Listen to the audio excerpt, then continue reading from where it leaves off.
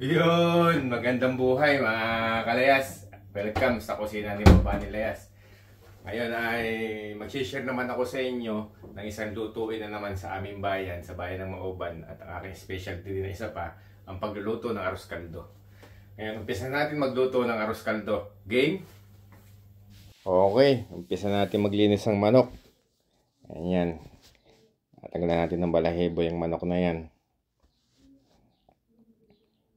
Medyo matagal-tagal nga lang maglinis ng manok dahil pang arroz caldo yan, kailangan yung ating mga balabalahibo na maliliit ay talagang matatanggal at para kain pati balat. Yan ang kasarapan lang sa arroz caldo na manok na Tagalog. Ang nilulutong arroz caldo ko talaga ay yung manok sa Tagalog para tsaka yung kals sa atin dyan sa Pilipinas. Dito naman itong manok na ito yung tawag dito ay gallina. Kumbaga, siya yung makuna talaga ng manok. Parang dyan sa atin nga, yung ikukumpara sa mga manok na Tagalog, Cals, o kaya yung mga, alam nyo yun, yung mga inaalagaan ng mga magsasabong. Ganyan kakunat yung manok na yan. Kaya, nako, kinakailangan natin din yan maiging pagluluto. Ayan, ating tatanggalan na ngayon ng bituka. May laman sa loob yan Yan yung mga maliliit na itlog, tsaka yung bahay itlog. Yan, nung sarap niya sa arroz caldo. Yan. Atin na ote-ote ang tatanggalin yan at baka magkadurog-durog naman yung mga laman loob at tsaka itlog. Tsaka iwasan din natin diyan na mapipisa yung apdo at yan ay mapait. Ayan. Labas natin yung laman loob. Ayan siya.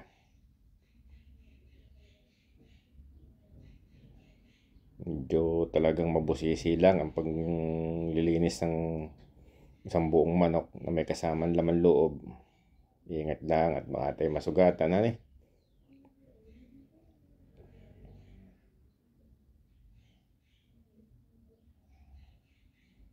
Ayan na ang laman loob.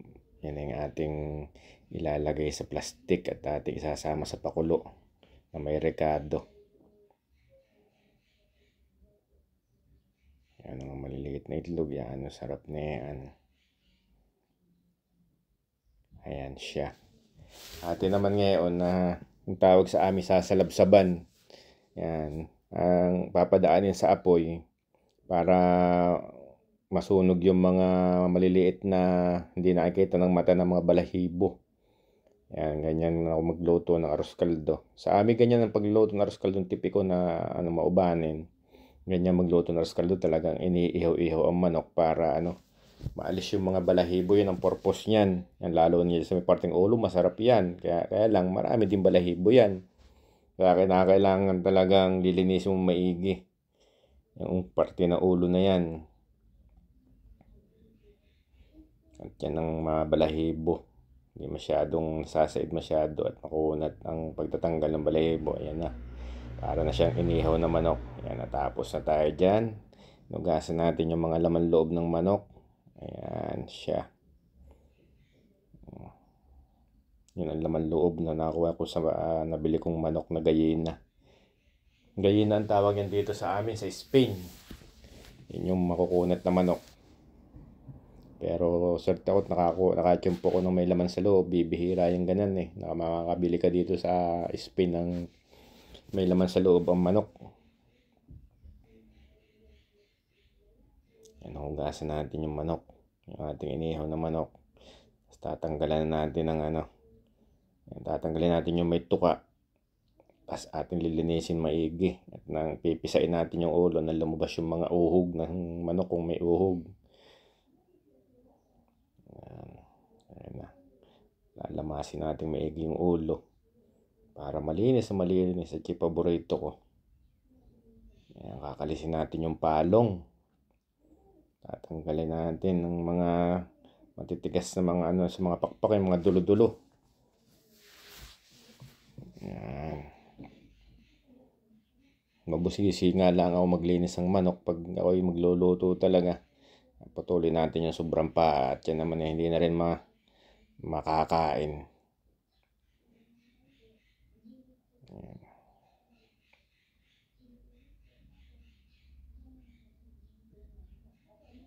Dun sa mga nakakarinig ho ng boses ko ha, kung kayo nasasagwa na huwag nyo na lang intindihin yung aking salita at ang tingnan na niya yung ating ginagawa, ating niluluto at nang kumbagay maiwasan na yung pagkainis. Ayan, maghihimay na tayo dyan ng bawang. Ayan, pasensya na kayo sa boses ko ha, at ganito talaga ang boses ko.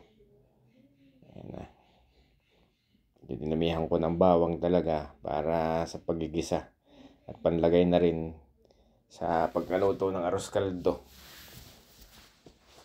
Pang toppings baga, kumbagay pang bubur ba sa amin pang bubur ang tawag.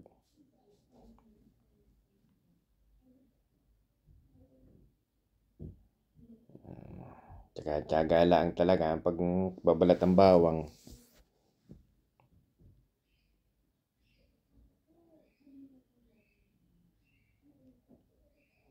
Kaya ko itaka sa bawang at pag lahat ng ginagawa ko, ano yung pinakanghuli, yan pang pinakamatagal gawin na yan.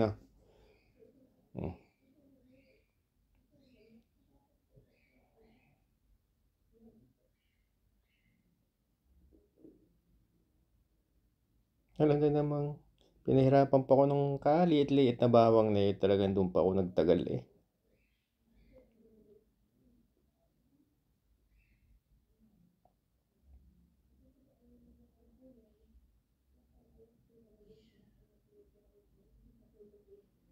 Ayan, basta natin bawang, saan natin pipinuhin yan. Ayan. Ayan natin sa lagayan si bawang. Susunod na natin naman ang magpabalat ng luya. Balat natin ng luya. Ayan. Yan nga palang aking ginagawa para lang sa isang manok na templahin, arroz caldo. Kayat natin ng luya. Kayatin lang natin yan ng maninipis. Depende sa gusto niyo. Kung gusto ko yung nangunguya ang luya kaya medyo sa akin pagkakagayat medyo mahilab-hilab. Gusto ko yung nangunguya ang parang may gulay akong nangunguya Paborito ko yung luya kaya gusto ko yung nakakagat. Pero depende naman sa inyo. Yung iba, yung ginagawa ko ng ganyan, nung nagtitinda pa ako ng arroz caldo sa amin, nung dyan pa sa Pilipinas, yan talaga naging negosyo ko. Nagtitinda ako ng arroz caldo. Yung ginagawa ko pag ganyan na maramihan na, ang luya ay aking pinipiga. Yan, balat na tayo ng sibuyas. Yan. Tsaka isang tip ko sa inyo, ang sekreto ng masarap na luto, huwag nyo titipirin ang rekado. Yung mga panggisa, huwag nyo titipidin. Dahil yan na talaga magpapalasa.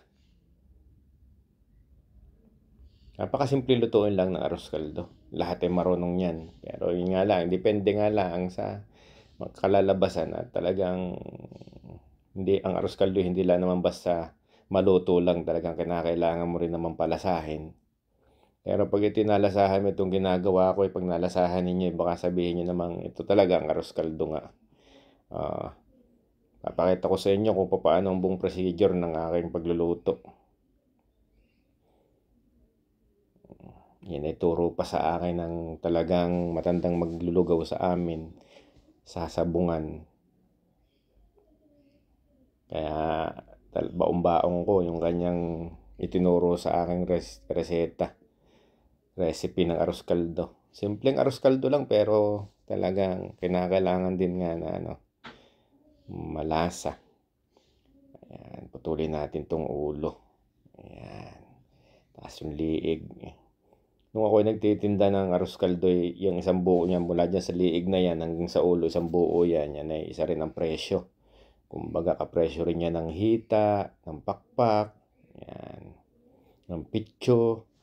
Yan ang mga pag maglulugaw kay talagang yan naman ang ng mga parte ng mga paninda sa lugaw, hita,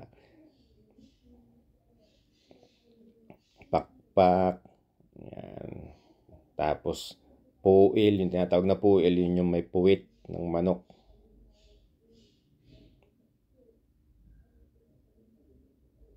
Bukod pa din yung balugbog, Pero sa iba, isang buo na yan eh. Magkasama ako nung ako dito ng aros ay pinagdadalwa ko yan. Kumbaga hinahati ko sa gitna. Hindi kasya sa hawong eh. Yan na, liig. Tanggalin natin yung liig. Diyan na may pampamilya ay ating pagdadalwahin. Yan. Dahil kami na may papamilyang kakain dito.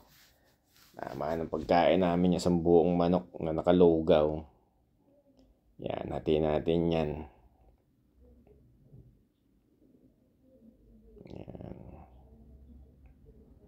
Yan, yan yung puil at natawag at saka balugbog. Okay na.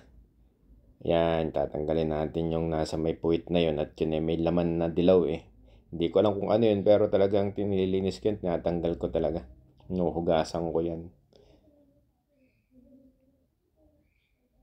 Yan ang tatawag na puil. Puil ang tawag sa amin yan.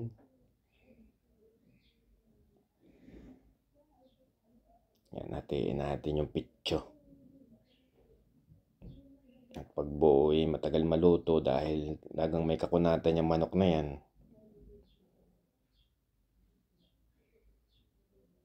Yan, hugasan na natin. Bago natin isasalang sa kawali. Kailangan malinis na malinis ang ating pagkain.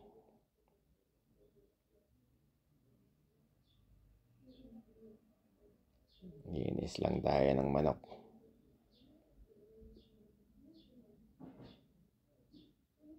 Nalilibang ako sa panonood kung ginagawa yan. Kaya ako ay naputo lang istorya eh. Yan na. Tapos na yan. Tapos na natin linis ng ating manok. Yan, dito naman tayo sa lalagyan natin bigas at saka malagkit. Yan, magsing dami lang pag nagtetempla ako. Yan o. Kumbaga, kalahating litsi kumbaga. Kalahating litsing malagkit, kalahating litsing ordinaryong bigas. Hugasan natin. O hugasan. Kasi ibababad ng konti sa tubig. Hugasang mabuti. Yan, hugasang mabuti ang ating bigas at saka malagkit na kinumbine. Tapos babad ng konting oras, ng konting minuto sa tubig. Yan.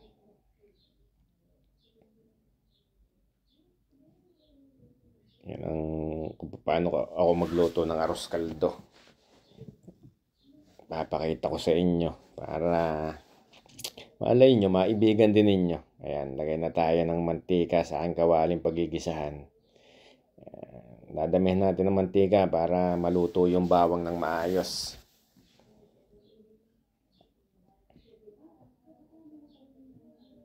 Yan, natin ang iprito ang bawang.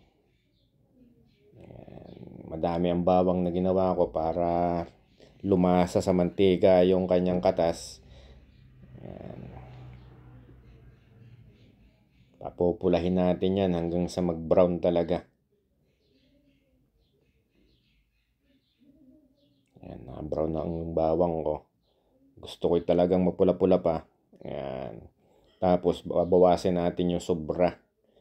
Magtitira lang tayo ng kaunti sa kawali. At yan, yung paggigisahan natin ng luya. Yan. Ganyan ang kulay ng bawang ko para yung kulay ng lugaw ay ganyan din ang kulay ang kalabasan. Kasi ang arroz caldo depende sa gisa sa prito sa bawang para sa pagkulay ng kanyang lugaw. Yan, lagay natin ng sibuyas. Yan, mekos-mekos na natin yan mga kalayas. Lagyan natin ng paminta, pampalasa. Yan. Lagyan natin ng paminta yung ating bawang, luya, sibuyas. Mekos-mekos mga kalayas ha. Yan, tapos lagay na natin mga kalayas yung ating mga manok na pinagkagayat. Ayan, talagang isang ordera ng ang laki ng ating mga manok. Yan, gigisa natin yan. Yan ang sekreto ko pag nagluluto ako ng arroz caldo. Gigisa natin mabuti yung manok. Ayan.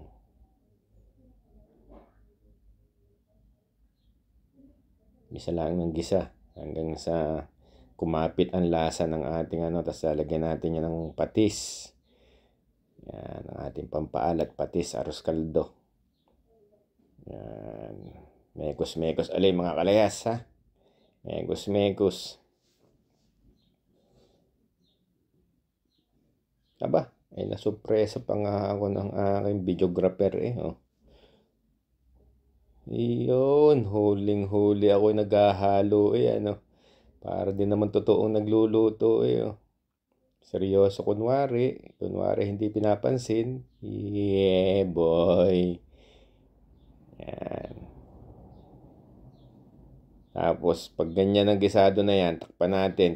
Gagahin lang ng kaunti. Ayan, medyo naglalapot-lapot na, lalangis-langis na yan. Lagay na natin yung ating bigas at malagkit na binabad.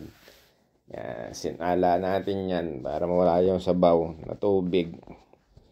Yan, saka natin ihahalo yun. Imemekos-mekos natin yung bigas na yan dyan sa mga manok at mga lahok niya para lumasa. Yan. Ganyan ako magluto ng arroz kaldo. Yan ang tinatawag na arroz kaldong mauban. Sa maubanin ka lang makakatikim ng ganyan lasang arroz kaldo. Pero ngayon, dahil napanood nyo na to, ay malamang buong Pilipinas na ganyan ang lasa ng arroz kaldo ngayon. Pag sinubukan yung gayahin ng aking mga padali. Yan, mag-iinit tayo dyan ng tubig. Yan, ng tubig dito yung mga debote. Dahil pang sarili yan, kaya mga mineral ang nilalagay. Tsaka talagang mineral na dito ang sinasabaw sa pagkain. Kaya dito sa abroad ay talagang mamumulubi ka din. Marami lang nagtataka kung bakit kami mga OFW walang ipon. Ay, subukan ninyo maging OFW nang maintindihan nga ninyo kung bakit walang ipon ang OFW. O baka naman nga ako laang. Yan, tapos lalagyan natin yung mga manok. Kung unahin natin ilagay, huwag na muna natin isasabay yung yung ating iginisang bigas. Yun muna mga manok. At kaya talagang makunat. Sobrang kunat ng manok na yan. Tako yung nabili ko mananalong sa sabungin. Ayan, tapos lalagyan natin ng palasa. Alam nyo na yan. MSG. Konting kutsara laang na maliit. Ayan, binukod na natin yung natirang bigas na ating ginisa. Lagay natin sa nilagyan. Ayan. Tapos antayin natin kumulo yan. Kukuluin natin yan ng 2 oras. 2 oras natin yan pakukuluin. Bago natin ilagay, yan. Papanghuli natin lagay yan. Wala yung luto na 45 minutes yung bigas na yon. Pagkapakulo mo ng 2 oras plus 45 minutes, yan ang kalalabasan ay talagang siguradong arroz kaldo na. Yan yung laman loob. Yan, rekaduhan natin. Yan, atay, balunan, bahay itlog, at saka itlog. Lagyan natin ng MSG. Yan. Pamienta. Yan. Pampalasa yan. Tapos tatakalan natin ng kutsarang patis. Yan. Dandahan, parang natakal ng gamot. Para bang papainom sa bata. Yan, huwag kakaalatan. Tama lang yan ganyang karamit na hindi naman masyadong maalat at yan na may kakaunti lang. Yan. Tapos itagdagan natin ng tubig para sa kanyang pagpapakuluan. Yan ang laman loob. Yan, nung sarap na yan. Dati nung binate talaga ako laging may patira sa mga nag-aaros kaldo.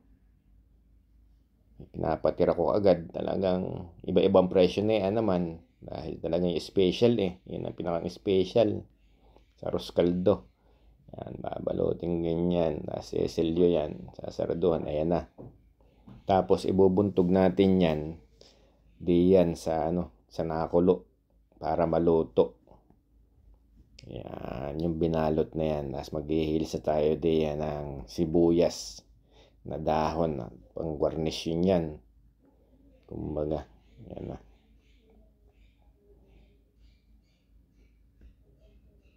Yan, lumanin eh. Layas maggayat. Talagang, iya.